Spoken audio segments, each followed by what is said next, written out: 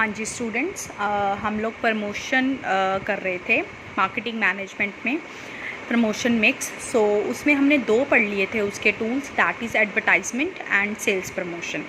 Now the third one is personal selling. As the name suggesting, personal selling, which means selling personally, like in which there is a face-to-face interaction between the buyers and the sellers for the purpose of sale, right?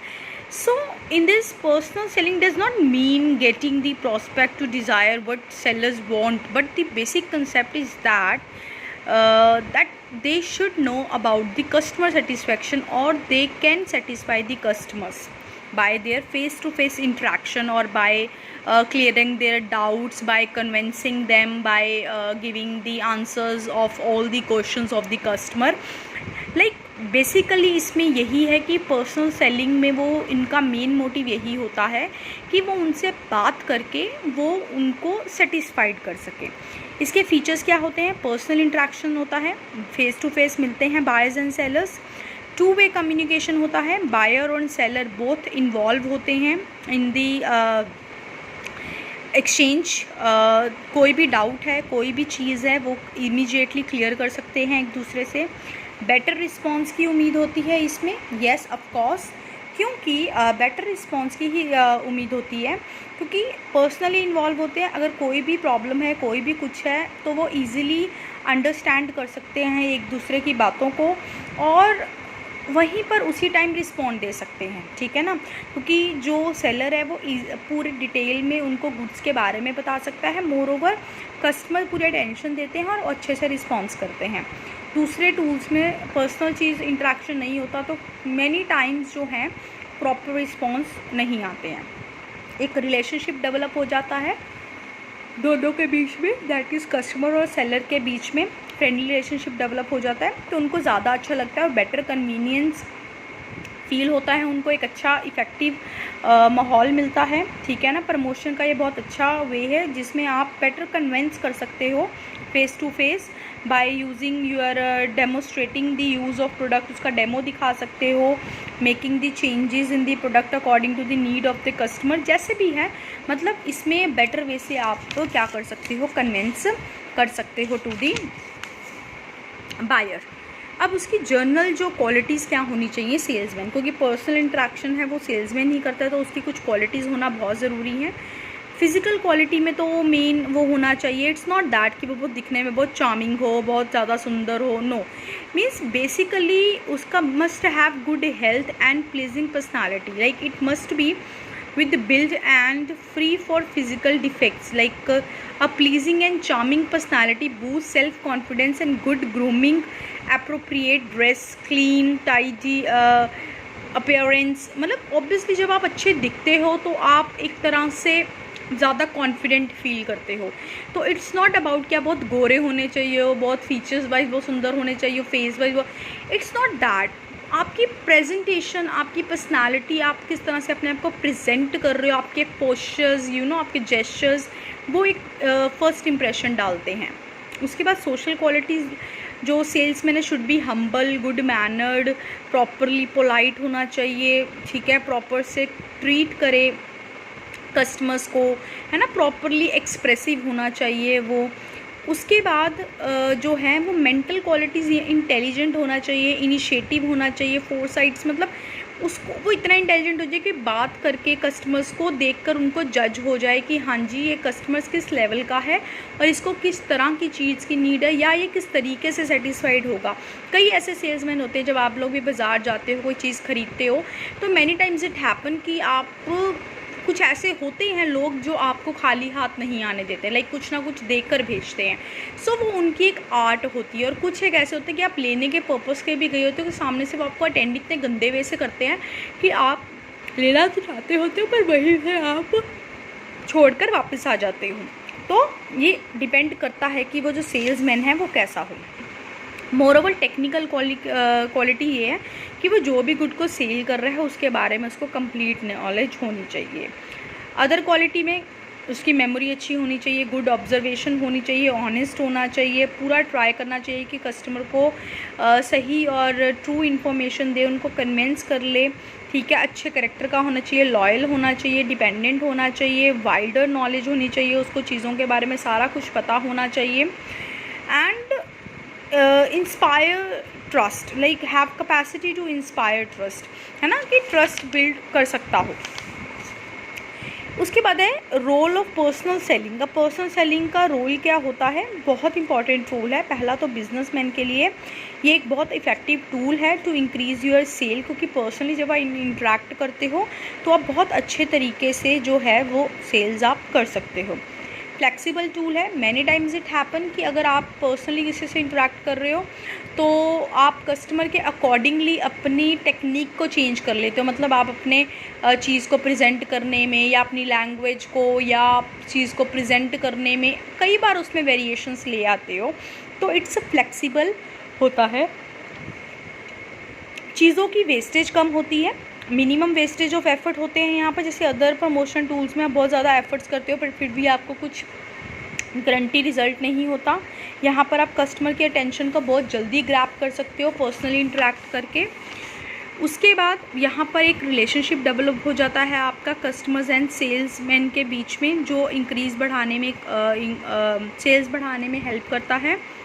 More over personal support मिल जाता है, ठीक है, can create personal support with the customer. It can improve the competitive strength of organization. Very effective है to introduce new product. अगर आप कोई नया product market में इंट्रोड्यूस करना चाहते हो और लाइक आपके प्रोडक्ट के बारे में लोगों को पता नहीं है, तो उसके लिए ये चीज़ बहुत अच्छी है, क्योंकि आप इसमें जब पर्सनली किसी से मिलते हो तो आप डिटेल डिस्क्रिप्शन के साथ अपने प्रोडक्ट के बारे में आप बता सकते हो, उनको अट्रैक्ट कर सकते हो। कई बार जो दूसरी टेक्निक्स होती हैं उस पर वो इतना अच्छा इन्फ्लुएंस नहीं आता। कस्टमर्स के लिए है कि help in identifying the needs, क्योंकि जब आप इंटरेक्ट करते हो तो कस्टमर से वो अपने नीड्स और वांट्स के बारे में जो है वो बता पाते हैं प्रॉपरली और वो सेटिस्फाइड होने के उसके काफ़ी चांसेस हो जाते हैं। Moreover latest market information मिलती रहती है, ठीक है ना, क्योंकि in the personal selling salesman provide information regarding the new product जो भी मार्केट में अवेलेबल हो, यूज़ ऑफ दैट प्रोडक्ट उसको कैसे यूज़ करते हैं। एक्सपर्ट एडवाइस मिल जाती है कस्टमर्स को, क्योंकि जब उनसे पर्सनल इंट्रैक्शन होता है तो उनको पता लगता है कि कितने तरह के गुड्स हैं, कितनी तरह की सर्विसेज हैं, कौन सा अच्छा चल रहा है, कौन सा कैसा है ना। Induces customers basically to buy the product for satisfying their needs, है ना, तो वो अट्रैक्ट करते हैं और उनको उनके नीड के अकॉर्डिंगली गुड प्रेजेंट करते हैं, सो दैट वो इंड्यूस हो जाते हैं customer to buy that product. Society के लिए इसका यही बेनिफिट है कि convert the latest demand into effective demand. तो डिमांड जो है वो बहुत ज़्यादा इफ़ेक्टिव हो जाती है, जिससे कि इंक्रीज सेल्स होती हैं, मोर इनकम आती है और income there will be more product and service will in turn bring economic growth, ठीक है, इकोनॉमिक की ग्रोथ होती है।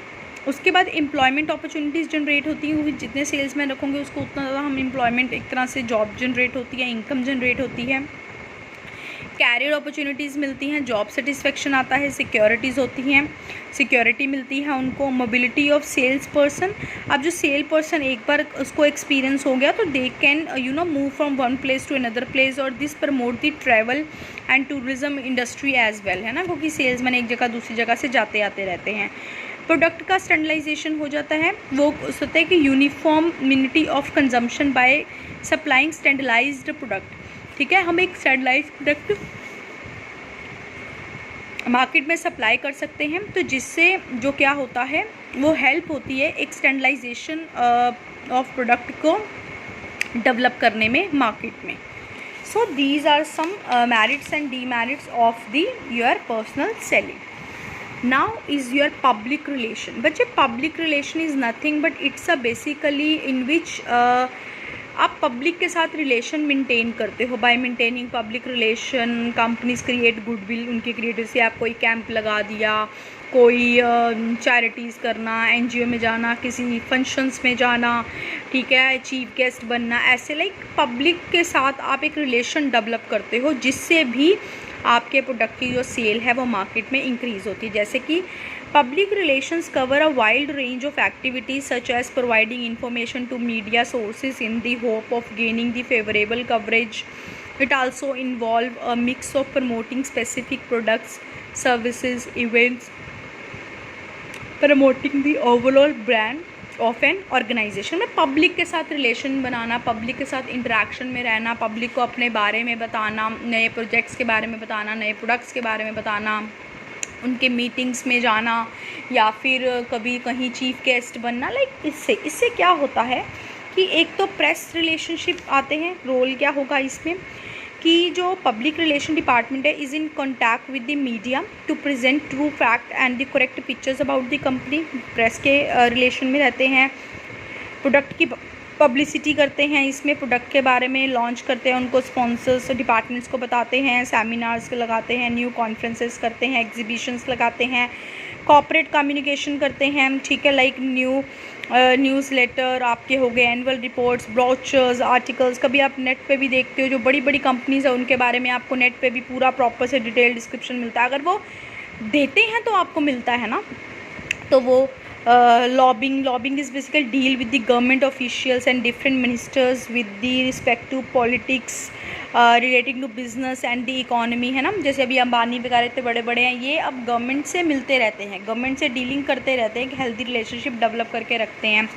काउंसलिंग करना, पब्लिक रिलेशन डिपार्टमेंट्स जो हैं वो एडवाइस करते हैं मैनेजमेंट और journal on the journal issues, like जो भी है मार्केट में गुडविल बनाने के लिए कंपनी के लिए से time to for the cause, like environment का, children's right, education, wild life, इस पर काउंसलिंग करना, मिलना, इंट्रैक्शंस करना, सेमिनार्स लगाना, help in achieving the market objectives, like building एक अवेयरनेस होती है, can play stories and domestic of the product in the media.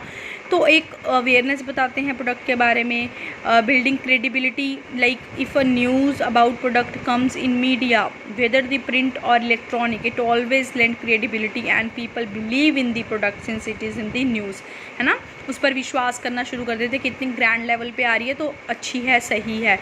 Stimulate the sales force, है ना। इसमें क्या होता है, डील विद द डीलर्स से डील करते हैं, relationship they have already heard about the product in the news before it is launched. Even retailer and dealer will also find it easy to sell the product to the customers. उसके बाद lower promotion cost होता है, cost भी यहाँ पर कम पड़ती है as compare to advertisement. अब इसके वेज एंड मेथड्स और टूल वही है, न्यूज़ के थ्रू स्पीचेस देना, इवेंट्स करवाना, रिटर्न मटेरियल्स देना like documents, brochures etcetera, annual reports जो कंपनीज की छपती हैं, and then public service activities करवाना, जैसे कि चैरिटी शो हो गए जो भी आपको बोल कर रहती हूँ, वुमेन वेलफेयर प्रोग्राम्स हो गए, ट्रेनिंग स्कूल्स में जाके एज अ चीफ गेस्ट बनना, अपकीपिंग ऑफ पार्क को मेंटेन करके रखना, planting of trees on road, like आप टीवी में देखते रहते हो, हॉस्पिटल्स में जाना, कॉलेजेस में जाना, ये सब चीज़ों से वो पब्लिक के साथ एक रिलेशनशिप डेवलप करते हैं। क्योंकि जब पब्लिक के साथ रिलेशनशिप डेवलप होंगे तो एक अच्छी इमेज मार्केट में आती है, और जिसकी वजह से जिसकी गुडविल बनती है, जिसकी वजह से भी कस्टमर जो है अट्रैक्ट होते हैं और आपके प्रोडक्ट को बाय करने के लिए कहीं ना कहीं कन्विंस हो जाते हैं। सो बच्चे, we are done with this chapter also.